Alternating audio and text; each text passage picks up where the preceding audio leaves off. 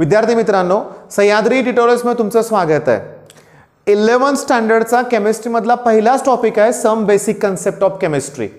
Okay, topic मधलं करायचं काय आहे जे युनिट टेस्ट साठी इम्पॉर्टंट आहे, त्याचबरोबर सीईटी साठी इम्पॉर्टंट आहे। ओके, पीवायक्यूज कोणते आहेत ह्या सगळ्या गोष्टी मी तुम्हाला इथं एक्सप्लेन करणार आहे, जेणेकरून युनिट टेस्टची पण तयारी होईल आणि सीईटीची सुद्धा तयारी होणार आहे तुमची। ओके, मग छोटासा व्हिडिओ आहे, नीट लक्ष द्या। पहिली गोष्ट म्हणजे या टॉपिक मध्ये ना फर्स्ट पार्ट आहे युनिट्स। मी तुम्हाला सांगू का, सीईटी 2 वेळा एक क्वेश्चन रिपीट झालाय, SI unit of density is. आता डेन्सिटीचा फॉर्म्युला काय सांगा, मास अपॉन व्हॉल्यूम। मासचा एसआय युनिट काय सांगा, किलोग्रॅम। व्हॉल्यूमचं काय, मीटर क्यूब। मग डेन्सिटीचं युनिट काय, किलोग्रॅम पर मीटर क्यूब। पण त्याच्याऐवजी तुम्ही किलोग्रॅम आणि मीटर रेज टू -3 असं पण लिहू शकता। एकदा नाही 2 वेळा हा सीईटीत क्वेश्चन रिपीट झालेला आहे। ओके, आणि 2020 ला रिपीट झालाय, 2021 ला पण रिपीट झालाय म्हणून आपण, ठीक आहे। क्वेश्चन इम्पॉर्टंट आहे, ठीक आहे। जस्ट डेन्सिटी नाही रे बाळांनो, मग तुम्हाला सांगू का फंडामेंटल युनिट्स आहेत, डिराइव्ड युनिट्स आहेत, लक्षात घ्या। ओके, मग फंडामेंटल क्वांटिटीज कुठले आहेत, डिराइव्ड क्वांटिटीज कुठले आहेत, त्याचं क्लासिफिकेशन तुम्हाला जमलं पाहिजे। एमसीक्यू मध्ये असा प्रश्न येऊ शकतो ना, which of the following is a fundamental unit, मग ओळखता आलं पाहिजे। मग पहिली गोष्ट युनिट्स क्लिअर करा। आता मी तुम्हाला एक सजेस्ट काय करतोय की डिस्क्रिप्शन मध्ये मी एक व्हिडिओ देतोय, त्यात युनिट्सचे ना कन्वर्जन्स मी एक्सप्लेन केलेले आहेत। मी जस्ट एक तुम्हाला 12th स्टँडर्डचा एक फॉर्म्युला सांगतो। एक फ्रिंज विड्थ नावाची एक कन्सेप्ट आहे बरं का, फ्रिंज विड्थ, त्याचा फॉर्म्युला आहे lambda D by D. Okay, आता समजून घ्या। लॅम्बडा म्हणजे वेव्हलेंथ आहे, त्याचं युनिट एक तर नॅनोमीटर किंवा एंगस्ट्रॉम युनिट मध्ये असतं। स्मॉल डी हे ना हे मोठं डिस्टन्स आहे, capital D sorry, capital D हे लार्ज डिस्टन्स आहे, ते मीटर मध्ये दिलेलं असतं। स्मॉल डी एकदम कमी डिस्टन्स आहे, ते मिलीमीटर मध्ये दिलेलं असतं। म्हणजे एकाच न्यूमेरिकल मध्ये तुम्हाला मिलीमीटर, मीटर आणि एंगस्ट्रॉम तिन्हीच्या तिन्ही युनिट्स वेगळे दिलेले असतात। तुम्हाला त्याचं कन्वर्जन जमलंच पाहिजे। त्यामुळे एक 10 ते 15-20 मिनिटाचा व्हिडिओ आहे, तो तुम्हाला बघायचा आहे। हा तुमचा होमवर्क आहे, हे तुम्हाला कंप्लीट करायचंच आहे, लक्षात घ्या। कारण ते जमलं तर सगळंच जमणार आहे, हे डोक्यात ठेवा। मग पहिला पॉइंट क्लिअर की युनिट्स तुम्हाला करायचे आहेत। जिथं मी IMP लिहिलंय ना, याचा अर्थ की युनिट टेस्ट मध्ये गॅरंटीनं यातला एक प्रश्न येणारच। आता लॉज खूप आहे, तर law of conservation of mass आहे, law of conservation of mass. त्याच्यानंतर सांगू का, law of conservation of mass नंतर लॉ ऑफ डेफिनाइट प्रपोर्शन आहे, लॉ ऑफ मल्टिपल प्रपोर्शन आहे, गे-लुसॅक्स लॉ आहे, ॲव्होगॅड्रोज लॉ आहे। हे 4-5 लॉ जे मी सांगितले, ओके, त्यातला एक तरी क्वेश्चन हा युनिट टेस्ट मध्ये येणार। मग आता सीईटीचं काय, सीईटीत ना तुम्हाला एखादं एक्झाम्पल देतील आणि ते कोणत्या लॉवरती बेस्ड आहे असं विचारतील। म्हणजे एखादं एक्झाम्पल तुम्हाला देतील, मग तुम्हाला पुस्तकातलं पेज नंबर ना 4, 5, 6, 7 वरती हे सगळे लॉ दिलेत, करायचेच आहेत, एक्झाम मध्ये येणारच आहे, लक्षात घ्या, करावंच लागणार आहे। मग ओके, लॉज परफेक्ट करा। बरं, युनिट टेस्ट मध्ये लिहायचं कसं सांगू का तुम्हाला मी, लिहिण्यासाठी तुम्हाला लॉचं स्टेटमेंट लिहावं लागेल, एक्झाम्पल द्यावं लागेल। स्टेटमेंट एक्झाम्पल 2 मार्कासाठी एवढं सफिशियंट आहे। लगेच हे लॉ कंप्लीट करा, वाटल्यास व्हिडिओ पॉज करा, पण हे आता कंप्लीट करा का, IMP आहे म्हणून, ठीक आहे। आता question number 3, Dalton's atomic theory. 8th स्टँडर्डला पण आपण ती डाल्टन्स ॲटॉमिक थिअरी केलेली आहे। ओके, त्यातले पण बरेचसे पॉईंट्स नाही, सगळेच पॉईंट आहेत तसे या थिअरीमध्ये पण आहेत, थोडंसं एक्स्ट्रा दिलं असेल। हा काय असं एकदम पेपर सेटरचा फेवरेट क्वेश्चन नाही आहे, म्हणजे प्रत्येक युनिट टेस्टमध्ये ह्याच्यावरचे प्रश्न येणारच असं नाही आहे, पण IMP आहे म्हणून मी करायला सांगितलंय। आता इथं ना बरं का, ही PYQ आहे, पण प्रश्न सीईटीत कसा आलाय तुम्हाला मी सांगतो। पहिली गोष्ट म्हणजे atomic mass unit, 1 atomic mass युनिटची व्हॅल्यू 1.66 × 10⁻24 ग्रॅम आहे, किलोग्रॅम नाही आहे, ग्रॅम मध्ये पुस्तकात दिले, पुस्तकातलं बघूनच मी लिहिलंय।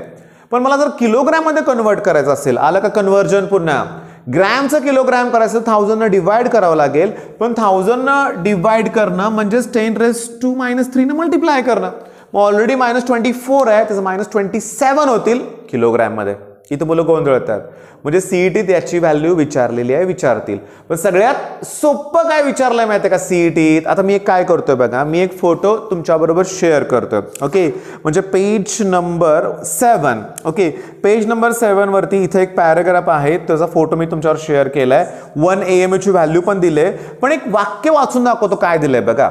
रिसेंटली AMU म्हणजे atomic mass unit has been replaced by unified mass unit. Okay, unified mass unit called Dalton. Symbol U आहे किंवा DA आहे बघा तुम्ही, आणि U म्हणजे युनिफाईड मास, हीच PYQ आहे. हाच प्रश्न सीईटीत आहे तसा आहे. AMU is replaced by आणि करेक्ट ऑप्शन आहे U. किती सोपे आहे ना सीईटी, किती सोपी आहे. युनिट विचारलंय डेन्सिटीचं, AMU ला कुणी रिप्लेस केलं असं विचारलंय. म्हणजे तुमच्या एक गोष्ट लक्षात येईल का, 11th स्टँडर्डच्या मुलांना मी सांगतोय, पुस्तकातली लाईन टू लाईन वाचा. Okay, line to line, sentence to sentence MCQ मध्ये कन्वर्ट करता येते. ठीक आहे, आणि तुम्हाला ते आठवलं पाहिजे, वाचलेलं सोपे प्रश्न असतायत. मग हे कळालं तुम्हाला. आता इथं काय लिहिलंय वाचा, IMP युनिट टेस्टच्या दृष्टिकोनातून मोल कन्सेप्ट खूप इम्पॉर्टंट आहेत, त्याचे न्यूमेरिकल्स इम्पॉर्टंट आहेत. आता मला सांगा नंबर ऑफ मोल्स.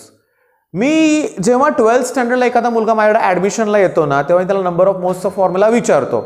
आता नंबर ऑफ मोल्सचा फॉर्म्युलाच मुलाला जर नाही सांगता आलं ना, तर माझं कन्क्लुजन असतं की मग न्यूमेरिकल 11th स्टँडर्डचे केलेले नाहीत, असं होतं. लक्षात घ्या. ओके, मेन पॉईंट काय, मग नंबर ऑफ मोल्स खूप इझी आहे बाळांनो. तुम्हाला जर मास दिला असेल त्याला तुम्ही मोलार मासनं डिवाइड करा, नंबर ऑफ मोल्स कळतील. म्हणजे given mass upon molar mass म्हणजेच नंबर ऑफ मोल्स. जर तुम्हाला व्हॉल्यूम ॲट STP दिला असेल, तो पण लिटर मध्ये दिला असेल, त्याला 22.4 न डिवाइड करा, तुम्हाला नंबर ऑफ मोल्स मिळतील. आणि जर तुम्हाला नंबर ऑफ मॉलिक्युल्स माहित असतील तर त्याला तुम्ही ॲव्हॉगॅड्रोज नंबरनं डिवाइड करा. ओके, तुम्हाला नंबर ऑफ मोल्स मिळतील. मग नंबर ऑफ मोल्सचे 3 फॉर्म्युले आहेत बाळांनो. फॉर्म्युले आलेच पाहिजेत. बघा, नंबर ऑफ मोल्सचे मी फॉर्म्युले तर लिहिणार आहे, नीट लक्ष द्या. N म्हणजे नंबर ऑफ मोल्स. जर तुम्हाला गिवन मास, त्याला मी W हे नोटेशन वापरतोय, म्हणजे तुम्हाला मास दिला असेल तर तुम्ही त्याला मोलार मासनं डिवाइड करा, नंबर ऑफ मोल्स मिळतील. जर तुम्हाला व्हॉल्यूम दिला असेल ॲट STP, तो पण लिटरमध्ये दिला असेल तर त्याला तुम्ही 22.4 न डिवाइड करा. ऑब्वियसली जर लिटर आहे म्हणून 22.4 बरं का, आणि जर मिली असतं तर 22,400 घेतला असता आपण. ठीक आहे, पण जर तुम्हाला नंबर ऑफ मॉलिक्युल्स माहीत असतील तर तुम्ही त्याला ॲव्हॉगॅड्रोज नंबरनं डिवाइड करा, नंबर ऑफ मोल्स तुम्हाला कळतील. आता सीईटीत आलेले प्रश्न काय सांगतो, तुम्हाला एक सॅम्पल देतील, लक्षात घ्या, आणि त्यात किती मॉलिक्युल्स आहेत असं विचारतील. किती मॉलिक्युल्स आहेत. ओके, होतं काय, नंबर ऑफ मॉलिक्युल्स काढायचे असतील, बघा त्यांनी किती मॉलिक्युल्स आहेत असं विचारलंय, नंबर ऑफ मॉलिक्युल्स काढायचे असतील तर नंबर ऑफ मोल्सला ॲव्हॉगॅड्रोज नंबरनं मल्टिप्लाय करा. आणि नंबर ऑफ मोल्स काढण्यासाठी हे फॉर्म्युला वापरा. आणि तुम्हाला गंमत सांगू का, व्हॉल्यूम देताना तुम्हाला 5.6 देतील, 11.2 देतील, अशा व्हॅल्यू देतील की जेणेकरून कॅल्क्युलेशन इझी होणार आहे. म्हणजे लॉगची पण जास्त भीती बाळगायची गरज नाही आहे, लक्षात घ्या. मग केमिस्ट्रीचा हा पहिला टॉपिक आहे ना, मी तुम्हाला सांगू का की जर हा पहिला टॉपिक बघितला, नवीन सिलेबसचा जर आपण विचार केला तर ह्याच्यात ना खूपच कमी न्यूमेरिकल्स आहेत बाळांनो, खूपच कमी क्वेश्चन्स आहेत, लक्षात घ्या. पण हेच करा, दुसरे काही करू नका, क्वेश्चन्स लक्षात घ्या. पण मी काय म्हणतो, ही गणित पाठ नाहीत करायची, लक्षात घ्या, तुम्हाला हे समजून घ्यायच्यात. थांबा, इथं मला एक पॉईंट पण कळालाय, ॲक्च्युली तो कन्व्हर्जनचा व्हिडिओ तुमचा क्लिअर होणार आहे की डिग्री सेल्सिअसचं फॅरनहाईटमध्ये पण कन्व्हर्जन करा. क्लिअरली बघा, इथे एक मला ना MCQ काय दिसते बघा, की SI unit of electric current ampere. SI unit कोण आहे सांगा, एम्पियर. ऑप्शनमध्ये पण दिलेला आहे. आता प्रश्न काय बघा, आता हा प्रश्न ना JEE मध्ये पण असले प्रश्न आलेत, JEE नीट मध्ये सुद्धा. Which of the following has maximum number of molecules. ऐका, मॅक्सिमम नंबर ऑफ मॉलिक्युल्स कशात असं विचारलंय. 4 सॅम्पल वेगळे दिलेत, प्रॉब्लेम मी आता घेणार नाही. 4 सॅम्पल दिलेत ना, तुम्ही प्रत्येकाचे नंबर ऑफ मोल्स बघा ना, ज्याचे नंबर ऑफ मोल्स जास्त असतील त्याचे नंबर ऑफ मॉलिक्युल्स पण जास्त असणार आहेत. ऑब्वियसली लक्षात घ्या, तुमच्या ही गोष्ट लक्षात आलेली आहे. ओके, आणि सगळ्यात महत्त्वाचं बघा, तुम्ही आता मॉलिक्युल्स फाइंड आउट केले. Okay, molecules. पण समजा मिथेनचं एक्झाम्पल घेतलं तर मिथेनच्या एका मॉलिक्युलमध्ये 5 ॲटम आहेत. हायड्रोजनचे 4, कार्बनचा 1, मग त्याची ॲटॉमिसिटी 5 आहे, हा पण पॉईंट लक्षात ठेवा. म्हणजे बघा, जर तुम्हाला नंबर ऑफ ॲटम्स विचारले असतील तर अगोदर नंबर ऑफ मोल्स काढा, त्याला ॲव्हॅगॅड्रोज नंबरनं मल्टिप्लाय करा, नंबर ऑफ मॉलिक्युल्स मिळतील. एका मॉलिक्युलमध्ये किती ॲटम आहेत बघा, तर मल्टिप्लाय करा, तुम्हाला त्याचे नंबर ऑफ ॲटम्स कळतील. ठीक आहे. मग आता बघा, मी हा व्हिडिओ थांबवतो इथं.